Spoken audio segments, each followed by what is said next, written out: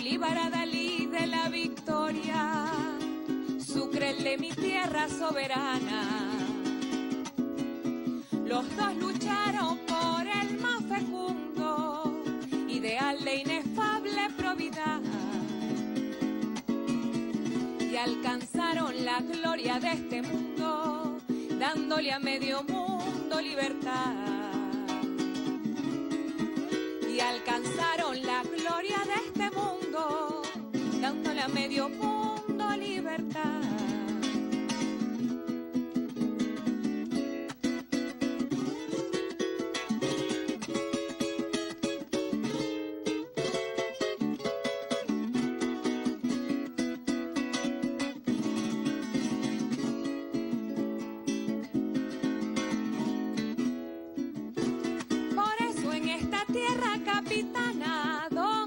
Prosperó la tiranía. Y si un día veo flamear otra bandera ufana, yo respondo orgullosa con la mía. Y si un día el pie del extranjero profana el suelo del libertador, con el ejemplo suyo lucharemos hasta poner en fuga al invasor. Con el ejemplo suyo lucharemos hasta poner en fuga al invasor.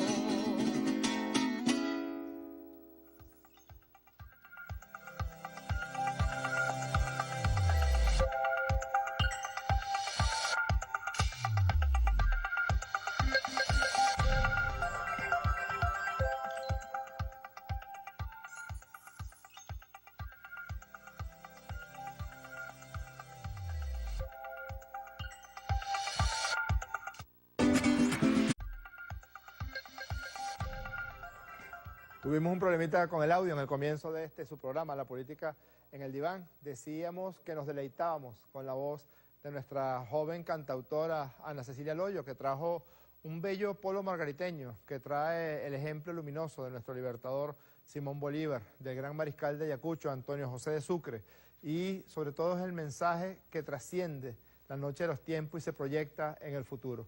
Cuando el invasor intente hollar nuevamente el suelo sagrado de la patria venezolana, de la tierra que nos vio nacer, del cielo bajo el cual crecimos, pues allí está el ejemplo de Simón Bolívar, el ejemplo de Antonio José de Sucre, para que nunca más tengamos la acción depredadora de ningún imperio, ni los imperios de viejo cuño que fueron expulsados de esta tierra por nuestros libertadores, ni los nuevos imperios, asaz más groseros, quizás más agresivos en el planteamiento de su intención de dominar el mundo. Venezuela es un país pequeño, pero es un país de donde nació la libertad americana. No hay agresión que pueda con nuestra indeclinable decisión de ser libres.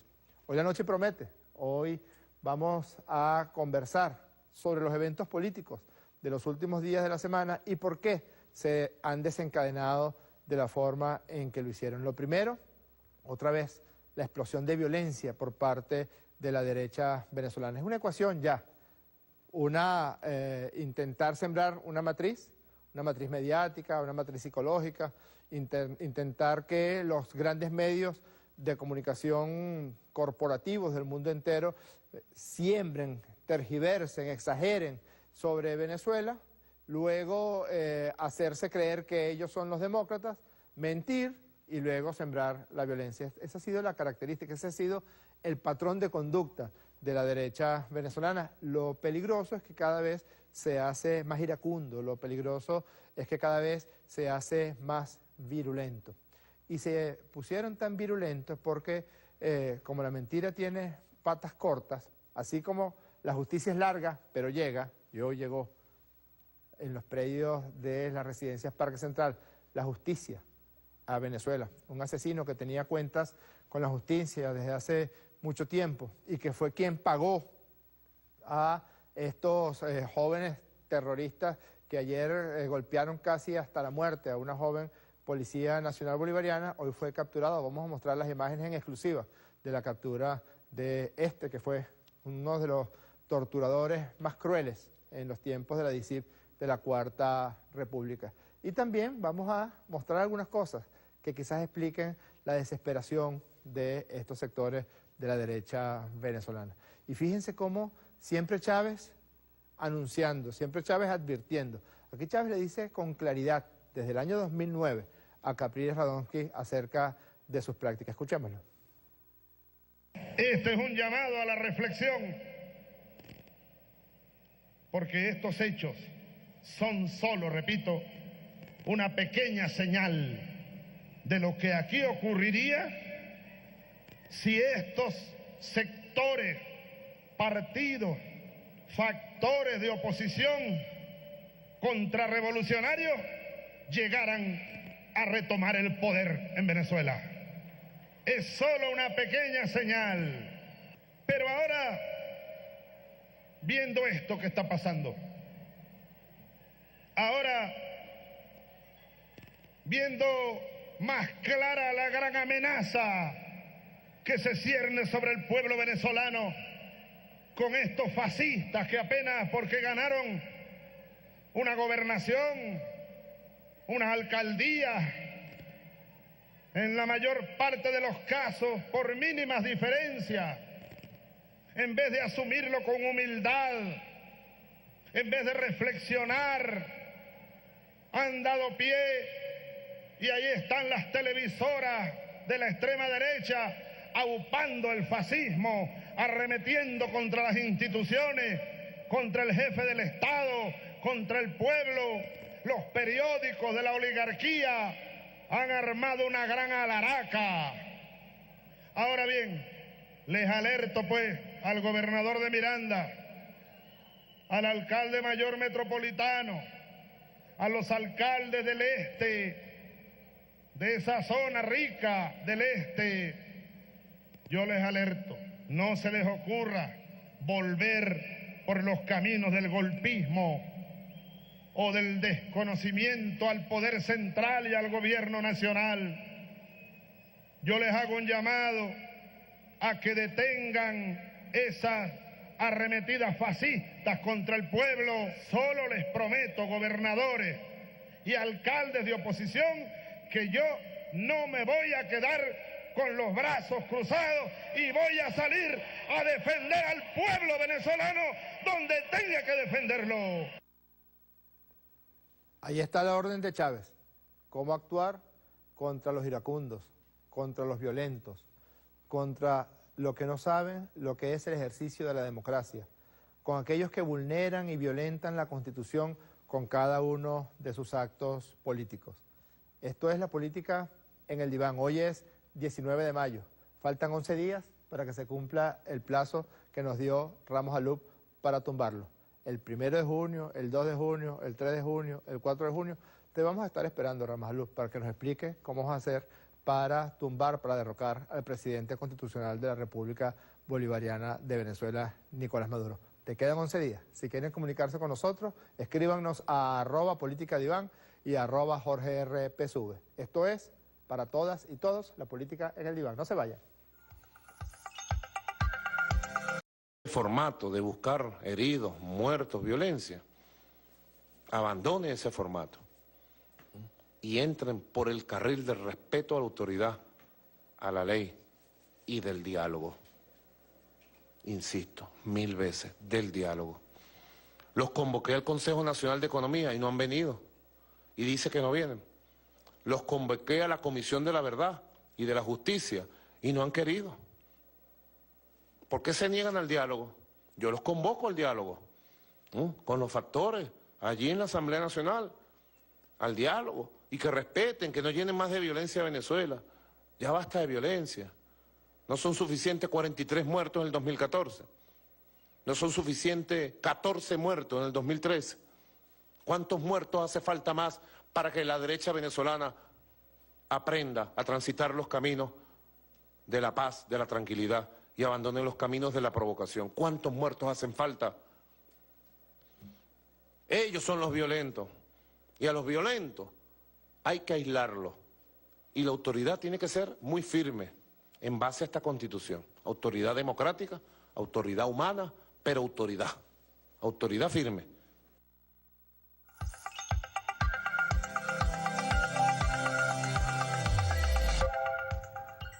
Nicolás Maduro Moros ganó las elecciones presidenciales para completar el periodo que a su vez se conformara cuando nuestro comandante Hugo Chávez derrotó a Capriles Radonsky el 7 de octubre del año 2012.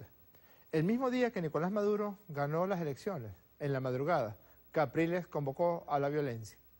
11 muertos resultó de ese llamado desbordado, iracundo, por parte de este señor gobernador del estado Miranda. Quizás entre los elementos de la estructura de su estructura de personalidad se encontraba toda esta caterva relacionada con que es un hijito de papá, con que es un amo del valle, y consideraba absolutamente insoportable que un dirigente obrero que hizo su vida en las esquinas, en las calles, en la fuerza popular en la ciudad de Caracas, lo derrotara de forma heroica, a pesar de la campaña asquerosa que JJ Rendón, que es el principal asesor comunicacional de Capriles Radonsky, sembrara.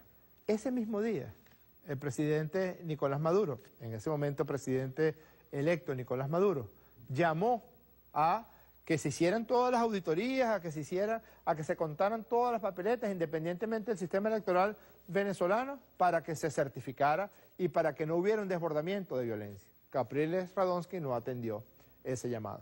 Luego apareció esta situación de violencia de Capriles Radonsky y el presidente Nicolás Maduro se soltó con el gobierno de eficiencia en la calle por todo el territorio nacional y volvió a convocar a los sectores de la derecha venezolana. Hicieron un ensayo de guerra económica con la situación relacionada con aquel llamado Dacazo, y otra vez el presidente Nicolás Maduro señaló que se mantuvieran por los cauces de la democracia. Volvió a ocurrir después de las elecciones del 8 de diciembre del 2013, que ganó el chavismo en toda la línea. Ganamos el 75% de las alcaldías y las concejalías. El 16 de diciembre, es decir, 8 días después, el presidente Maduro convoca a los alcaldes de la oposición, a los gobernadores de la oposición, para una reunión de trabajo y vuelve a llamar al diálogo y vuelve a llamar a la paz. ¿Por qué digo esto? Porque, y lo digo con toda sinceridad y a título personal, yo creo que son más de 9 veces que el presidente Nicolás Maduro ha convocado a la derecha venezolana al diálogo. Ha sido en distintas ocasiones y la respuesta de la derecha ha sido, pues, la violencia.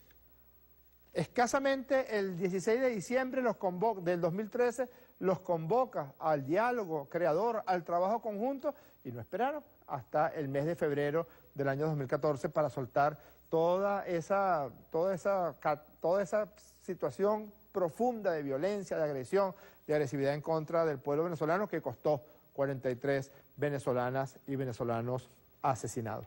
Toda esa situación genera en el pueblo de Venezuela no poca impotencia, porque no es posible que siempre la actitud de la derecha venezolana sea y tratar de imponerse por la vía de la violencia, por la vía de la violación a la Constitución de la República Bolivariana de Venezuela. Hoy el presidente Nicolás Maduro hace un nuevo llamado al diálogo. Lo que ocurrió el día de ayer no es algo que pueda ser pasado por alto, independientemente de lo que los medios de comunicación hayan dicho. El presidente Nicolás Maduro convocó el día martes a una rueda de prensa internacional y allí señaló, en primer lugar, la necesidad de detener a los violentos, la necesidad e incluso la convocatoria a una nueva etapa de diálogo con la derecha venezolana. Pero denunció en una rueda de prensa inédita, porque fue conectada con más de 100 sitios diplomáticos, embajadas y consulados de Venezuela en el mundo entero, pero con la presencia de periodistas, de intelectuales, de amigos de Venezuela. Nos sentimos muy acompañados en esa rueda de prensa que diera el presidente Nicolás Maduro el pasado día martes.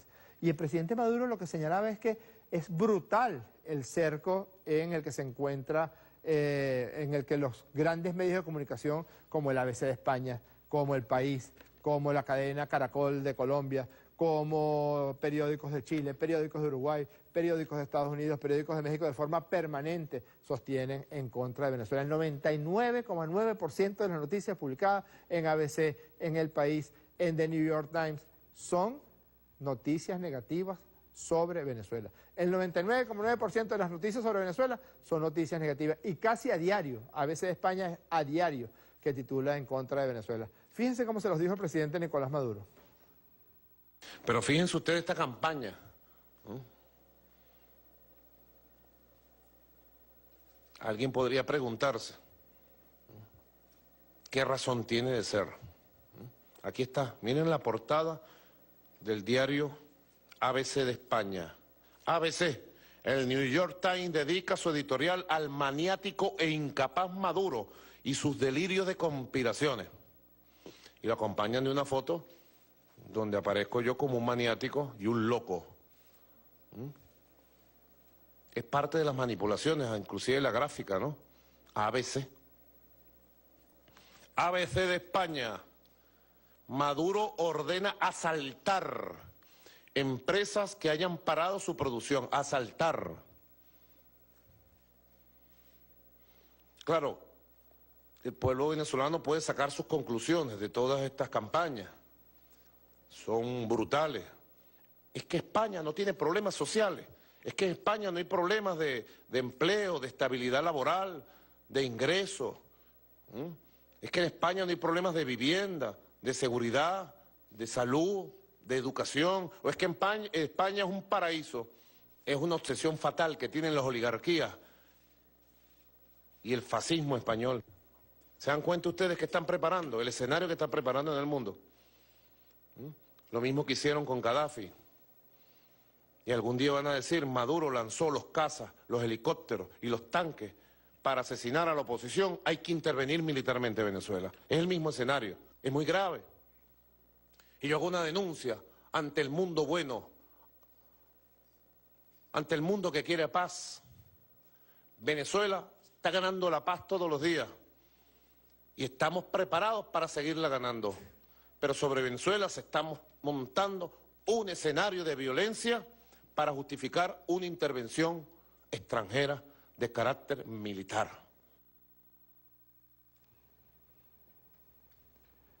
Está bien claro. Y no solamente está bien claro, sino que es absolutamente cierto. Por cierto, una curiosidad. Ustedes saben que Jorge Luis Borges decía que el problema que tenían los españoles es que hablaban muy mal el lenguaje castellano. Alguna gente dice que eso le costó el Nobel a Jorge Luis Borges, porque, bueno, ácido como era, señaló que los españoles hablaban muy mal el castellano. Y fíjense que en el ABC, que se precia de ser un periódico monárquico y que habla de Maduro como el obrero, como el chofer de autobús, como el dictador suelo, usan la palabra conspiranoico. Me pareció curiosa y dije, bueno, ¿será que es una palabra que yo no conozco? Me imagino que es algo que se refiere a lo conspirativo o a una conjunción entre la paranoia y la conspiración. Pero no es una palabra que existe en el idioma castellano, señores del ABC de España. Cuando nos quieran insultar, insúltennos con palabras que realmente existen en el idioma castellano.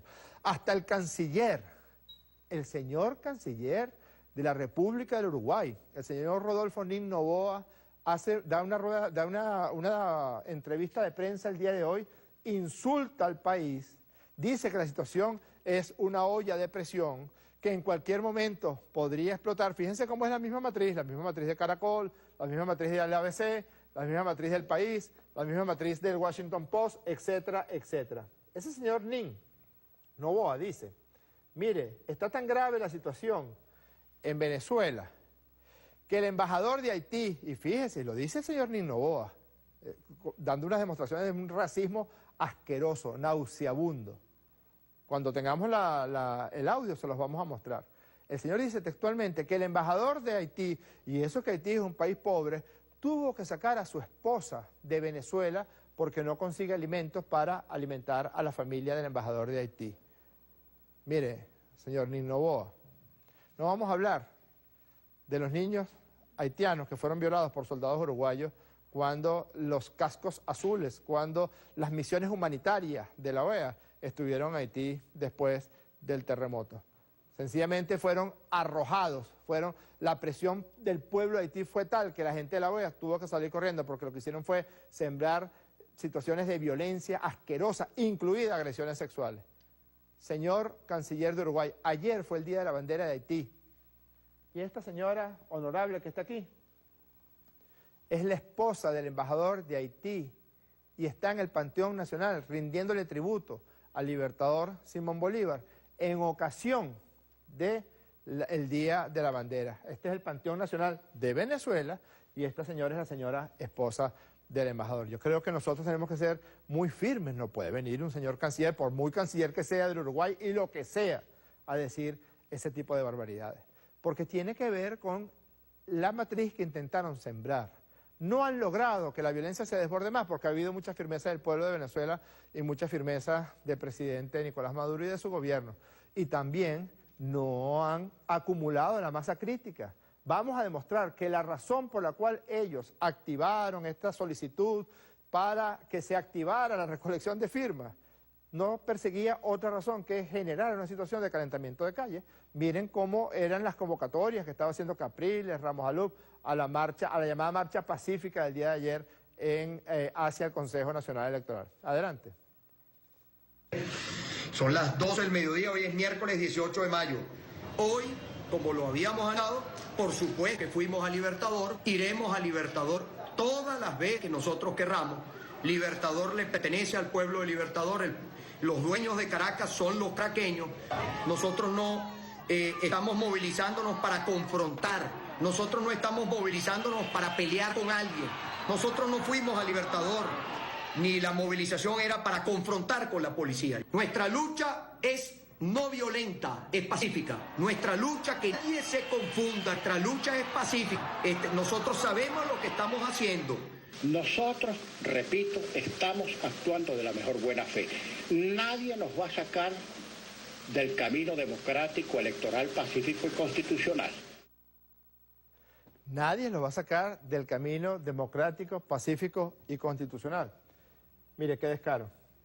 El patrón que ellos siempre manejan es el que les enseñó Álvaro Uribe. Ellos tienen sus fuerzas de choque, sus hordas de choque desde muy temprano.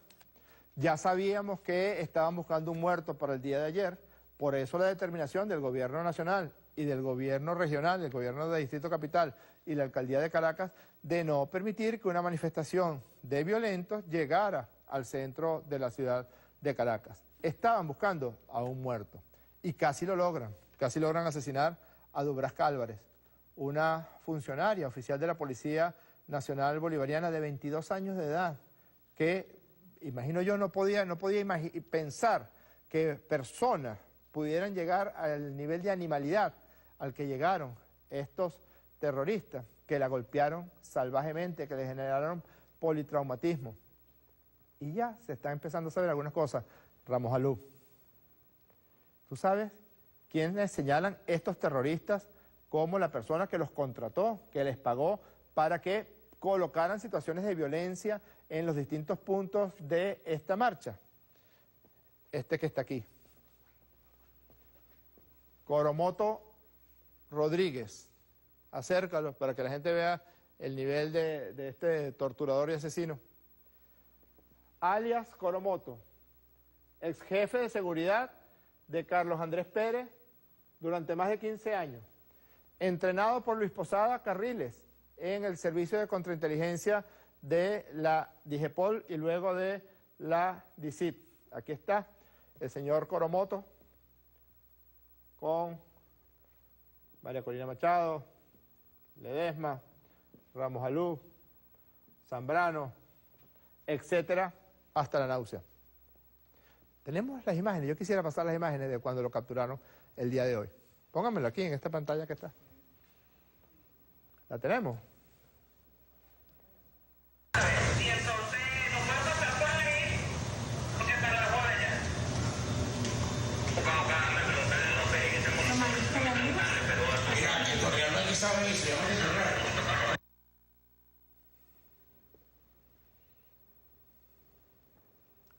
¿Lo podemos volver a pasar?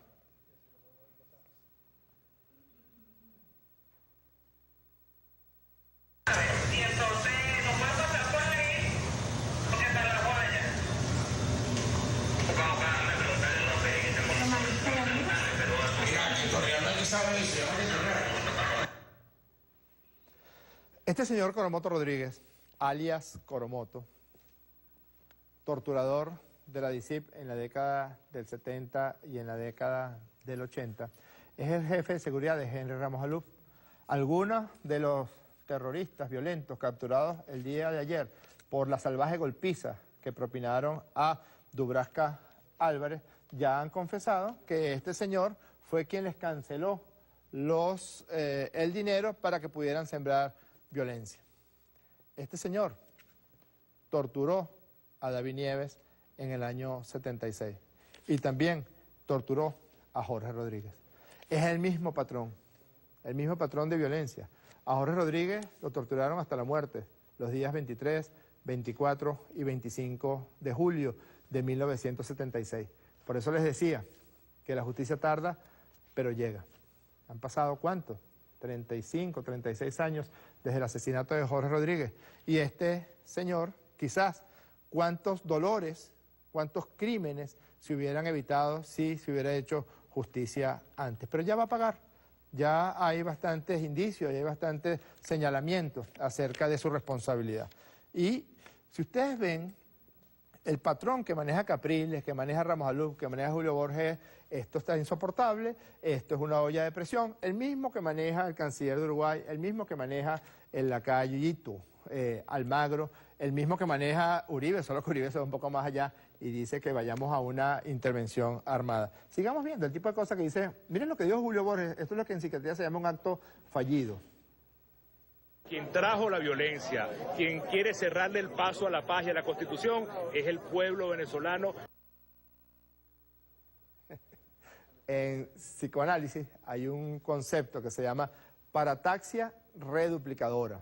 Eso quiere decir, es un acto fallido. Cuando usted quiere irse para su casa y está en el trabajo y en lugar de nombrar la calle donde está su trabajo, nombra la calle donde está su casa. Cuando usted ve a una persona y la llama con el nombre de otro. Esos son contenidos inconscientes que aparecen. Aquí Julio Borges, no sé qué era lo que quería decir, pero lo que termina diciendo es que es el pueblo de Venezuela el responsable de la violencia. ¿Lo puedes volver a poner? Para que se vea un ejemplo clásico de una parataxia reduplicadora, de un acto fallido. Quien trajo la violencia, quien quiere cerrarle el paso a la paz y a la Constitución, es el pueblo venezolano. El pueblo venezolano es la víctima de la violencia por parte de ustedes. Nosotros incluso tratamos de ver qué piensan los diputados de la derecha acerca de la golpiza que recibió nuestra hermana Dubravka Álvarez, acerca de los destrozos que hubo en la residencia estudiantil Livia Guberner. Más simbólico no puede ser. Livia Guberner era una estudiante de la Universidad Central de Venezuela, asesinada por la DICIP de los tiempos de alias Coromoto, y los pagados y enviados por alias Coromoto ayer intentaron intentaron quemar la residencia estudiantil Livia Guberner. Fíjense cómo es como si el tiempo diera vuelta en redondo y nos fuimos a hablar con los diputados de la derecha a ver qué pensaban ellos de esta situación de violencia. Miren las cosas que nos contestaron. El equipo de la política en el diván no pudo ingresar a las instalaciones de la Asamblea Nacional por funcionarios de seguridad del Parlamento, quienes no permitieron la realización del trabajo periodístico dentro de las instalaciones, quedando en evidencia que no todo medio de comunicación puede ingresar a la Asamblea Nacional. Sin embargo, desde las afueras pudimos entrevistar a los diputados y estas fueron sus opiniones. Diputado, ¿qué opina usted sobre la vinculación de Leopoldo López con Álvaro Uribe? Bueno, yo creo que cualquier persona puede tener conversaciones y dialogar. Uribe es un expresidente de la República. Creo que está muy planteado por Uribe que pide intervenciones, debería ocuparse de los asuntos de Colombia. Y bueno, las amistades de Leopoldo son de Leopoldo y son respetables. ¿Y qué opina usted sobre la funcionaria que fue golpeada el día de ayer por la marcha opositora? Nosotros rechazamos a los infiltrados del PSUV en las marchas de la oposición. Creemos que el PSUV no debe seguir infiltrando gente para generar violencia. Rechazamos el ataque a la policía. Esa policía son venezolanos que están en contra del gobierno de Maduro y también quieren revocatorio. Diputado, ¿qué opina usted de la vinculación de la amistad de Leopoldo López con Álvaro Uribe? ¿Y usted cómo sabe que son amigos? La amistad, la foto. La foto demuestra que son amigos. Yo lo que veo es que hay dos personas saludándose protocolarmente. Y diputado, otra cosa que le quisiera preguntar, ¿qué opina usted sobre la funcionaria que fue golpeada ayer en la marcha opositora el día de ayer? Yo lo que le puedo hablar es de los universitarios que fueron golpeados ayer por las bandas armadas del gobernador de Mérida. En el caso respectivo de la funcionaria que fue agredida el día de ayer por la marcha opositora, como esta fotografía que le voy a mostrar. Nosotros, desde nuestra perspectiva muy particular, rechazamos y condenamos cualquier acto de violencia, cualquier acto de agresión, cualquier acto de empujones, de persecución contra nadie, porque eso no está establecido en la Constitución. Álvaro Uribe había indicado en días pasados que para invadir a Venezuela con una fuerza armada. ¿Qué opina usted al respecto? No creo que tenga ninguna fuerza armada para invadir a nadie, ni ninguna fuerza, ni siquiera en Colombia. No creo que gane unas elecciones. Diputado, ¿qué opina usted sobre la vinculación de la amistad de Álvaro Uribe con Leopoldo López? Oye, es amigo mío Álvaro también. Diputado, ¿pero me puede dar un mensaje? Dime. ¿Qué opina usted al respecto? Eso es una foto democrática. Su ejército, sus fuerzas armadas tienen que proteger la oposición o pensar qué país democrático es capaz de poner sus fuerzas armadas democráticas al servicio de la protección de la oposición de Venezuela. Cuidado, esa tiranía no escucha retórica. A esa tiranía hay que enfrentarla con toda energía. Ese señor Winston Flores, diputado, que dice que Álvaro Uribe es una persona democrática, ni siquiera en Colombia se atreven a señalar eso. Ni siquiera en Colombia, donde es tristemente célebre como el narcoparaco Álvaro Uribe Vélez, como el primer narcotraficante que llegó a la presidencia de Colombia, como el mago de la motosierra, porque dicen que Uribe fue de aquellos que inició el uso de la motosierra para descuartizar personas en Colombia. Y este señor, que es diputado venezolano, dice que una foto de Álvaro Uribe con Leopoldo López se considera una foto democrática. Y este señor también dice que Álvaro Uribe es su pana. Pues yo creo que puede ser muy diputado, pero habría que revisar si eso no prefigura algún tipo de delito. Si no es traición a la patria, considerarse amigo y decir públicamente que se es amigo de una persona que propone una invasión. Es que todos están cortados por la misma matriz violenta. La violencia característica de Álvaro Uribe es la misma violencia de Leopoldo López, que es la violencia de este señor Flores, que es la violencia de Capriles, que es la violencia de estos pagados por alias Coromoto, jefe de seguridad de Ramos Alup, para que fueran a quemar la residencia estudiantil Livia Guberner. Miren lo que fue el testimonio de los estudiantes que casi son quemados vivos, más de 100 estudiantes ayer en la residencia Livia Guberner.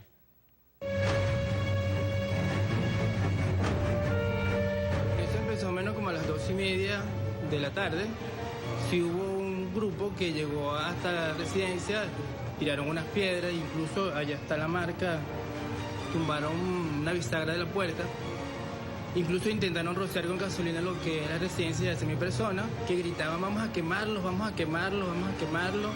Estaba un poco asustado, pero con la tranquilidad de saber lo que ya teníamos ya, tanto mi compañero y yo, previsto, que era preservar y resguardar lo que es la residencia. Tratando de entrar a la residencia y quemarnos aquí adentro porque tenían gasolina, tenían otros objetos químicos que para amedrentarnos, pues para simplemente, bueno, venir y hacer una masacre aquí como siempre ha pasado en todas las marchas de la oposición. Venía pasando por aquí, bueno, estaba la gente de la oposición echándole gasolina a la residencia solamente por no permitir que quemaran la residencia, hermano. Vinieron y me agredieron y me cayeron a peñonazos. Empezaron a quebrar las ventanas, los vidrales de la mezanina, empezaron a lanzar botellas, cantidad de piedra, de todo.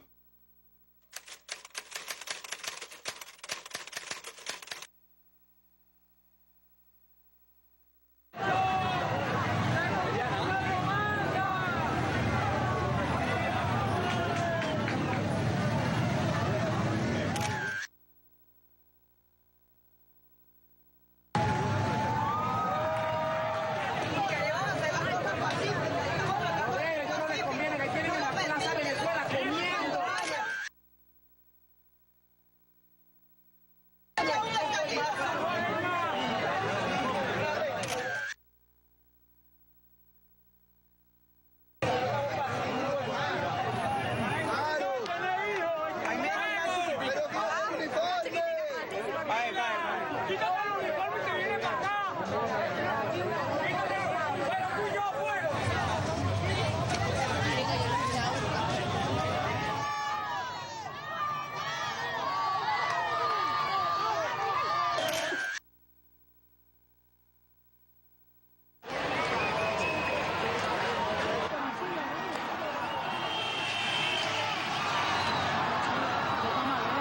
lucha es pacífica. Ningún funcionario es nuestro adversario.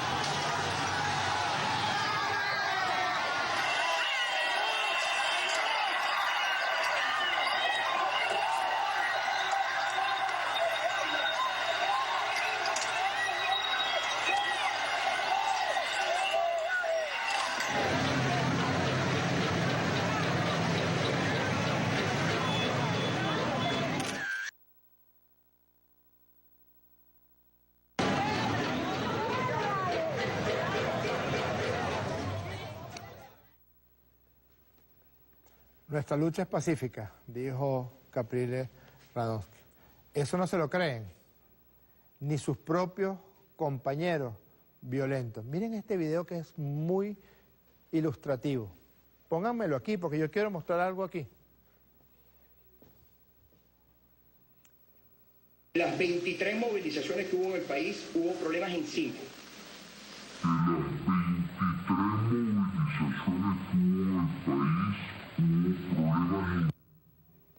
Párenlo, por favor. Mira, aquí está Capriles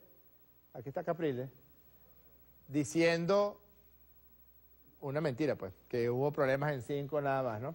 En 5 manifestaciones.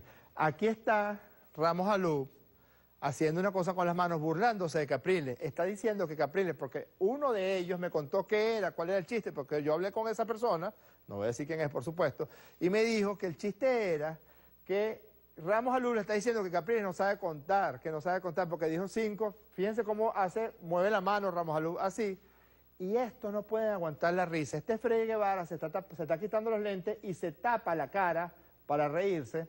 Este es el traidorcito de Ismael García, muerto de la risa, riéndose de Capriles. Stalin mira hacia abajo porque no aguanta la risa.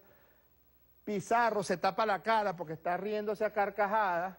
Aquí creo que está el borrachín de Tomás Guanipa, esta es la oreja del borrachín de Tomás Guanipa, y está el pobre Capriles dando la declaración, y además resulta que estos que se estaban riendo, burlándose de Capriles, sería interesante, la hipótesis mía tiene que ver con un testimonio de uno de esas 6 personas que están allí, pero sería interesante saber que cada quien saque su conclusión acerca de qué se estaban riendo Ramos Alub, Guanipa, Pizarro, Freddy Guevara, Ismael García y Stalin González de Capriles. Vamos a volver a ver el video para que vean cómo se burlan a carcajadas de lo que ellos consideran es su líder o uno de sus líderes. De las 23 movilizaciones que hubo en el país, hubo problemas en 5.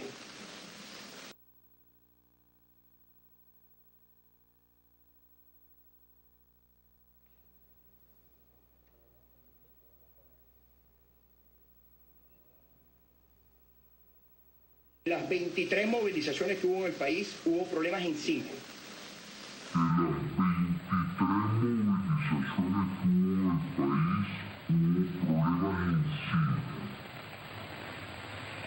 De las 23 movilizaciones que hubo en el país, hubo problemas en 5.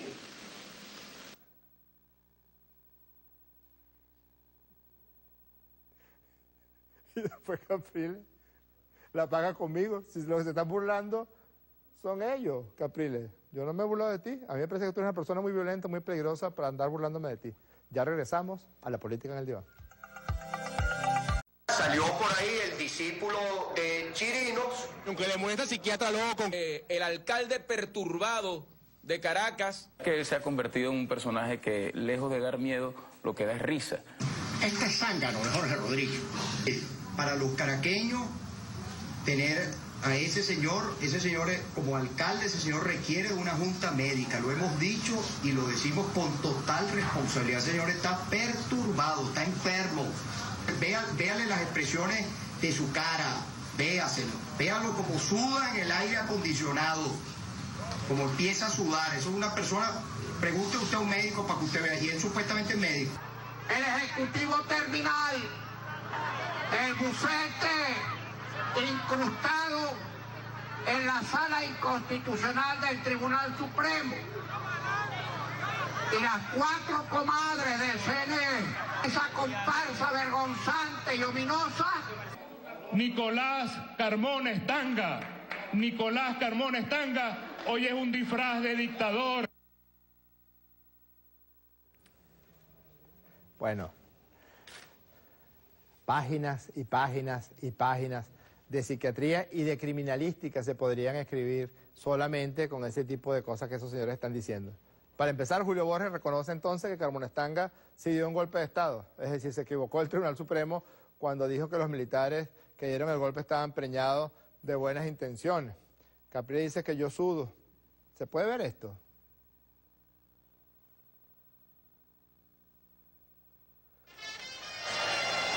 Y aquí está Guanipa, mira. Este es Guanipa, perturbado. Esta es la esposa de Guanipa, muy molesta porque Guanipa le está oliendo el cuello a una señorita que tiene aquí al lado. Y después voltea, claramente intoxicado, mirando a este otro que está muy preocupado. Este creo que es un diputado que se llama Olivares, ¿no? Que parece un vampiro porque siempre está tratando de ponerse sobre las dificultades que tenga el pueblo para sacar algún tipo de provecho político. Aquí está, creo que es una concejal o una diputada, esta es la esposa de Guanipa, aquí está Guanipa, muy intoxicado, muy ebrio, y aquí está la cara de Capriles. Desesperación. Ellos creen que con insultos, ellos creen que con todas esas campañas mediáticas que montan van a tapar la realidad y nos van a sacar de nuestro objetivo. Incluso publicaron una basura, una patraña, donde trataron de relacionar, trataron de involucrar al alcalde de derecha del municipio Los Alias y a la directora de la policía, que rápidamente salieron diciendo que esa supuesta denuncia contra el alcalde Jorge Rodríguez era falsa. Fue una olla montada por JJ Rendón para tratar de enlodar la imagen del alcalde Jorge Rodríguez. Mira pues, aquí está. ¿Ves? Ficha resumen, materia, derecho penal, tema, ofensa contra funcionario público y difamación. Estoy Jorge Rodríguez, que tiene 4 hijos, querellando por la comisión de los delitos de ofensa contra funcionario público y difamación, número de expediente AP02P2016045665. A. Alberto Federico Ravela Arriaza, director del portal web La Patilla. A. Miguel Enrique Otero Castillo, director del portal web El Nacional. Y A. Braulio Jatar, director del portal web Reporte Confidencial, acusación privada y acusación penal. Querella y luego procedimientos para la reparación del daño y la indemnización de perjuicios. Porque yo sí tengo un nombre y tengo un honor. E independientemente de todo lo que ustedes van a tratar de montar y de todas las patrañas y de todas las ollas, nosotros vamos a continuar mostrando la verdad, como se las mostró hoy en el hemiciclo de la Asamblea Nacional nuestra hermana Tania Díaz, que es nuestra invitada del día de hoy a la política en el diván. Hola Tania, ¿cómo estás? Hola Jorge, ¿cómo estás? ¿Cómo anda la derecha por la Asamblea? Bueno, nada derecha, anda muy torcida. Cuéntame. Muy torcida, muy... Oye, como desesperados, yo te escucho, ¿no? Sí, te escucho hablar y viendo los videos que estás pasando y me viene a colación una cosa que yo he venido estudiando, sobre lo cual yo no sé, a lo mejor tú tienes más datos porque estudias la psicología, ¿no? Que es el tema del discurso paradójico. Correcto. El discurso donde te confunden, que se basa sobre mentiras, donde el otro como que se mimetiza con tu personalidad. Y estoy viendo lo que hace Capriles, lo que te dice, y es justamente como proyectando en ti las cosas que él mismo tiene, ¿no? Pero es una técnica que se utiliza ahorita como parte de otras muchas de comunicación para confundir, para señalar y para criminalizar a las figuras que son opuestas a la política de la derecha. Es bien interesante, ¿no? En psiquiatría eso lo llamamos proyección, identificación proyectiva. Capriles imitó en todo lo que pudo en la campaña electoral al presidente Chávez. Cuando el presidente Maduro salió con el gobierno de eficiencia en la calle, él trató de montar una mímesis de gobierno de calle en el estado Miranda. Ahora están diciéndome loco. Yo digo, como decía mi profesor de psiquiatría, Fernando Rizque, de cura, de psiquiatra y loco, todos tenemos un poco. Lo que no soy es criminal, ustedes sí. Tú tienes 11 muertos sobre tus espaldas, Enrique Capriles. Ramos Alú tenía a un torturador, confeso asesino, y además hoy instigador a generar golpizas en contra de venezolanas indefensas, de funcionarias que estaban cumpliendo con su trabajo, alias Coromoto, afortunadamente ya bajo las rejas, tras las rejas, porque ya está señalado como el instigador de toda la situación de violencia del día de ayer. Yo quiero que presten atención a esto muy breve que les voy a decir. Cuando empezó la recolección de firmas, el señor Ramos Alup dijo que habían recogido 3 millones de firmas. Necesitaban 200.000. Por eso es que hemos dicho, no hay ninguna intención de activar ningún referendo, nada. No la hay. Si hubiera esa intención, hubieran primero cumplido con los lapsos. ¿Qué quiere decir eso? El 11 de enero, cumplida la mitad del periodo para el que fue electo, para que lo completara el presidente Nicolás Maduro, hubieran intentado activar el mecanismo de referendo. Luego, este proceso, Tania, era un proceso para recoger 200.000 firmas en 30 días. Es decir, que hubieran podido perfectamente, sin ningún tipo de problema, recoger la firma, hacer todo lo que tenían que hacer para llevarlos al Consejo Nacional Electoral. No, prefirieron montar la matriz mediática, prefirieron montar toda la patraña de guerra psicológica porque además estaban apoyados por los medios de comunicación nacionales e internacionales. Después Capriles dijo, no, miren, no fueron 3 millones, fueron 2.650.000. Eso ya lo vamos a ver en video, pero que yo no estoy mintiendo. Y después dijo una cosa que es tan bárbara, dijo, votamos 800.000 firmas porque no nos dio tiempo de auditarla y entregamos al Consejo Nacional Electoral 1.850.000. Y estas sí fueron auditadas. Dice Capriles, estas sí la auditamos. Veamos el video donde dice eso. Tenemos en este momento, atención Venezuela, 1.102.236 firmas Se recogieron 2.6 millones. Se pudieron revisar y auditar para el madrugonazo del día lunes. Se entregaron ante el Consejo Nacional Electoral 1.8 millones de firmas. ¿Por qué no se pudieron entregar todas? Porque no dio tiempo de revisar y auditar como se estaba haciendo firma por firma. Se entregaron ante el Consejo Nacional Electoral 1.8 millones de firmas. Ese fue el procedimiento que hicimos con más de 600 voluntarios cada día que estaban trabajando día y noche. Tiempo de revisar y auditar como se estaba haciendo firma por firma. Si yo fuera abogado, diría que esto es una confesión de parte. Auditaron firma por firma con más de 600 voluntarios, ojos puyúos incluidos, de Capriles diciéndolo. Aquí tenemos 36 venezolanas y venezolanos fallecidos que están en la firma, que ellos entregaron debidamente auditadas. Eso es confesión de parte, Capriles. Es decir, tú estás reconociendo que supuestamente votaste 800.000 firmas y que entregaste 1.850.000. Supuestamente, porque esto es la punta del iceberg, porque todavía no hemos visto lo que vamos a ver. Todavía está el Consejo Nacional Electoral transcribiendo, digitalizando y digitando las correspondientes planillas. Nuestros testigos vieron una cantidad de cédulas y empezaron a meter las cédulas en la página de consulta del Consejo Nacional Electoral. Y mira lo que nos dio. Todo esto reposa en nuestro poder, Capriles. 36 fallecidos.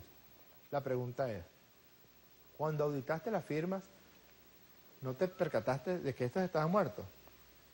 Evidentemente sí, porque esto es muy sencillo. Tú te pones en la página del Consejo Nacional Electoral, en el registro electoral, pones el número de cédula y te dice si la persona está inscrita en el registro electoral o no, porque cumple con los requisitos de haberse inscrito y ser mayor de edad, o si la persona está viva o no.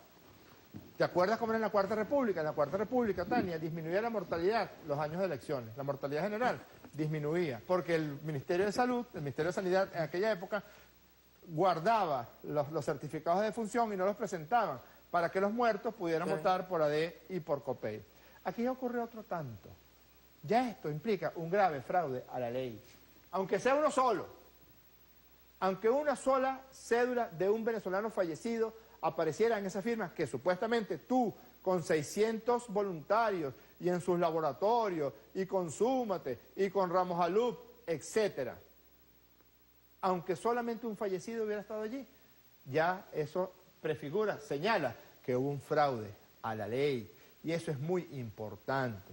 A veces uno escucha voceros, personas, incluso personas sorprendidas en su buena fe, incluso chavistas, decir, no, nosotros no tenemos que tenerle miedo. Nosotros no le tenemos miedo absolutamente a nada. Eso yo creo que ya está plenamente demostrado. Se nos podrá acusar de muchas cosas. A Nicolás Maduro le pueden hacer cualquier tipo de señalamiento, pero miedo, con todo lo que ha enfrentado, con todo lo que ha significado confrontar, defender al país del imperio más peligroso que haya conocido la historia de la humanidad, de estos seres profundamente violentos, profundamente agresivos y muy, pero muy mentirosos. Ahora bien, aquí hay una Constitución y la Constitución tiene que respetarse, así de simple. Si ellos estuvieran con una pequeña intención de haber convocado el referendo, no hubieran puesto muertos a firmar. Y lo que está apareciendo. Lo que pasa es que no podemos adelantar, no podemos anticipar. Lo que sí es verdad es que son cientos de miles de firmas chimbas solamente en esta etapa, donde solamente tendrías que entregar el 1% de la firma. ¿Y a quién pusieron a cuidar eso? A Juan Carlos Caldera. Les preguntamos a los diputados de la derecha su opinión sobre Juan Carlos Caldera. Miren lo que dijeron.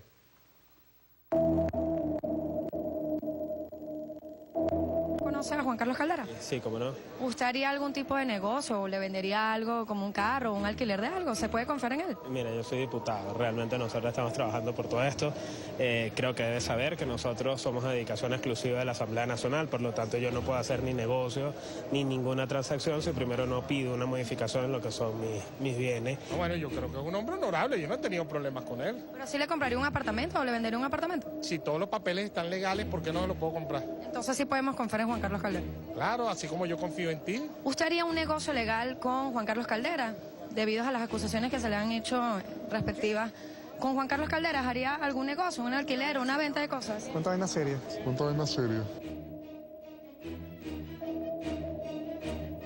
está el juicio de Juan Carlos Caldera? El diputado Juan Carlos Caldera queda fuera de este proyecto. Él no tiene el derecho a utilizar mi nombre para obtener beneficios personales. En verdad tú me vas a poner a discutir una cosa sobre Juan Carlos que yo no creo ni en las valoraciones ni en los peyorativos personales. Es un ejercicio ocioso el que estás haciendo y con mucho respeto está bien que tú hagas tu trabajo periodístico, pero no tiene sentido que me pongas a mí a intentar pelear con alguien a quien yo le tengo estima y que en lo personal vi como una tragedia inventada, como una olla importante, terminó costándole una buena parte de su vida y de su tranquilidad. El diputado Juan Carlos Caldera queda fuera de este proyecto. Él no tiene el derecho a utilizar mi nombre para obtener beneficios personales.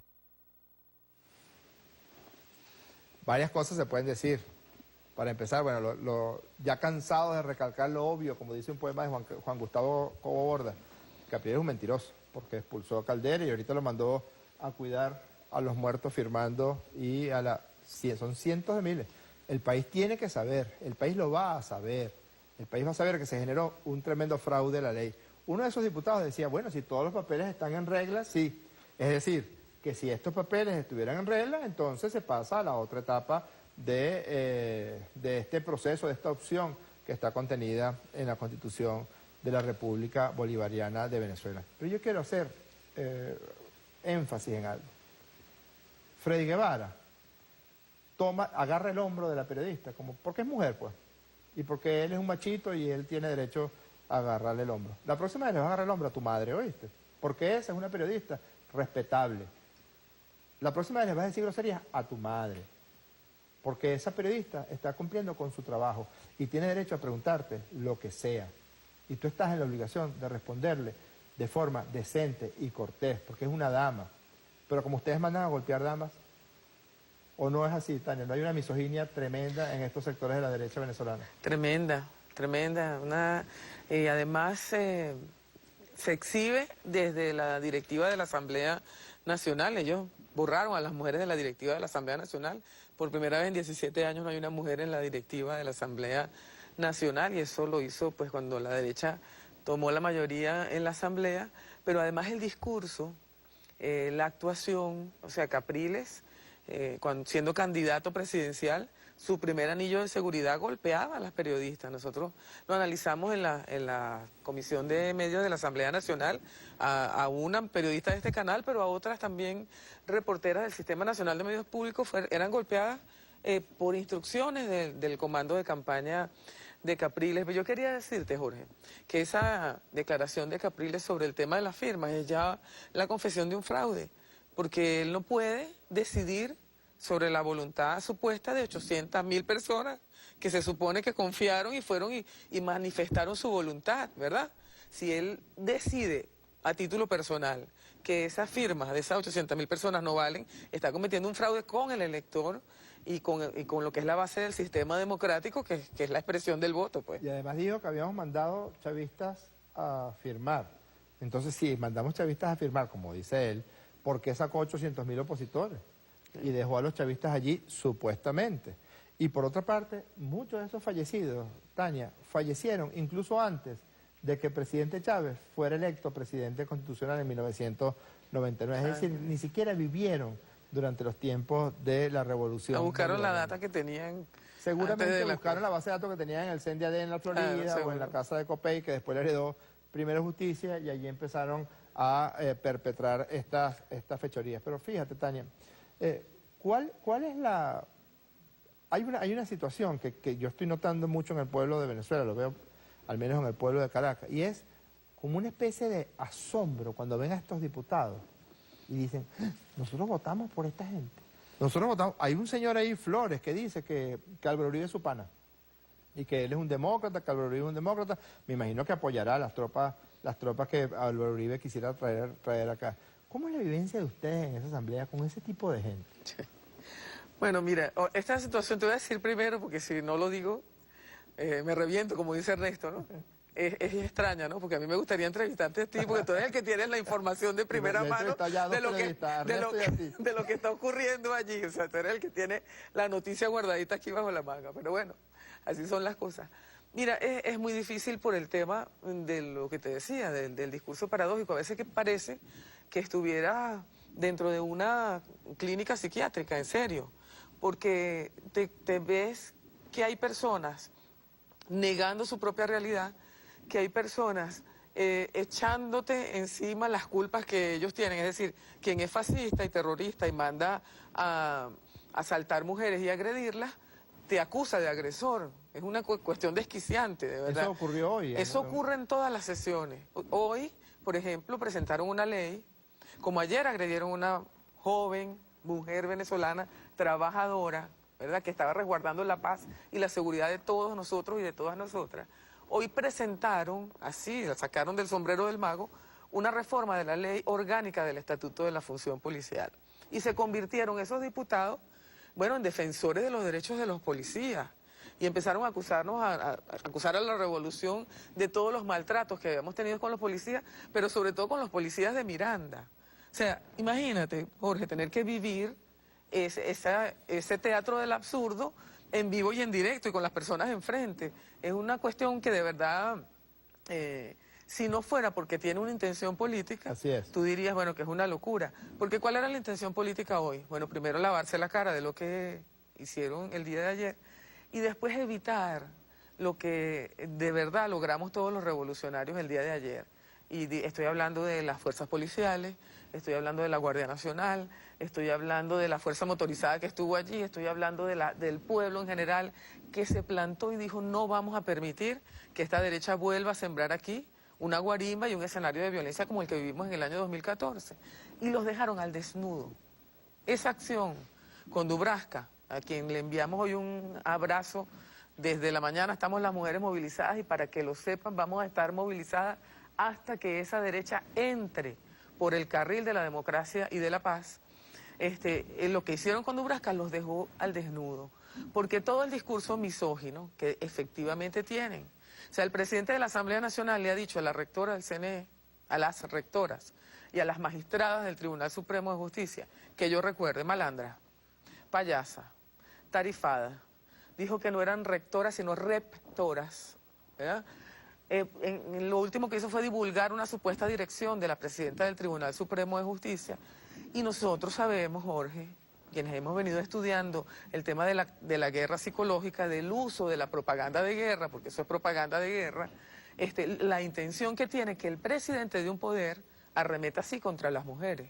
Por eso es que nos vamos a mantener en campaña y por eso es que vamos contundentemente a llevar y a desarrollar todas las acciones en el ámbito jurídico, político, social, de formación. Nos vamos a ir a las universidades para que todas las mujeres venezolanas, todas, las profesionales, las estudiantes, las que somos mamás, le digamos que no a esa campaña de propaganda de guerra que no busca sino fomentar el odio, el enfrentamiento, ¿verdad? Fomentar el odio, desquiciar a la población y buscar una confrontación entre hermanos venezolanos para favorecer los intereses de esa oligarquía y los intereses transnacionales que están detrás de nuestro petróleo. Hay dos cosas que resaltan de la brutal agresión, tres cosas, de la brutal agresión que recibió Dubravka el día de ayer. En primer lugar, la hazaña, la crueldad, porque además en el video, en las primeras de cambio no se nota que es una mujer. Uno empieza a sospecharlo cuando es empujada, pero ellos sí tienen que haberse dado cuenta. Y yo tengo la impresión de que cuando se dan cuenta que es una mujer, se ensañan con mucho más odio, ¿no? En segundo lugar, el hecho de que casi es atropellada por un vehículo que estaba pasando allí. Es decir, la Policía Nacional Bolivariana está garantizando el libre tránsito de vehículos y casi le cuesta la vida esa garantía. Y ellos ni se amilanaron, es decir, la empujaron hacia donde estaba el vehículo.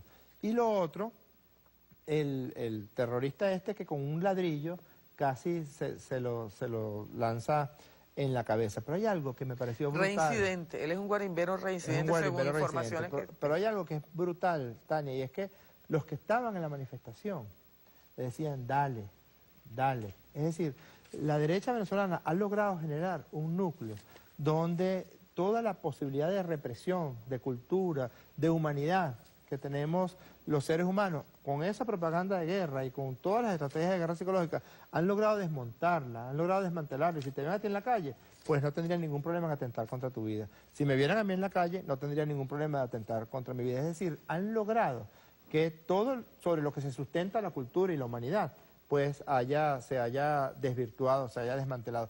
Por eso es que JJ Rendón los mandó a insultar con tanta hazaña a los revolucionarios, a los chavistas. Por eso esa campaña internacional, yo me quedé asombrado de que el canciller de Uruguay dijera que la esposa del embajador de Haití la tuvieron que sacar de Venezuela porque no tenía que comer. Esos son el tipo de cosas que dicen.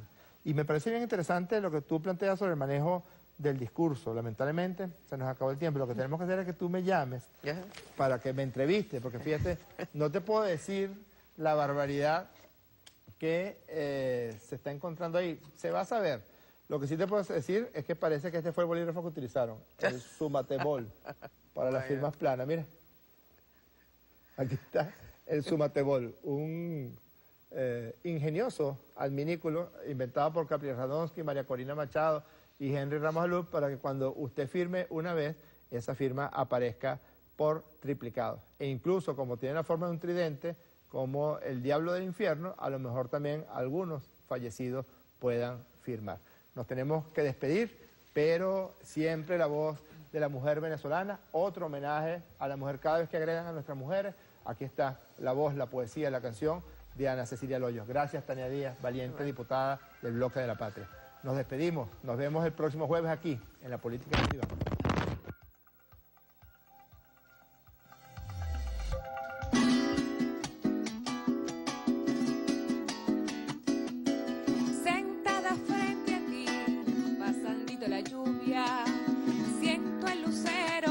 Maravina y te contemplo allí. ¿Qué pasa contigo, relámpago astuto? Te estás apagando así. Si tú ya no alumbras, se acaba el misterio de tu existencia aquí. Sentada frente a ti, pasandito la lluvia. Siento el lucero, brisa maravina y te contemplo allí. ¿Qué pasa contigo, relámpago astuto? Te estás apagando así.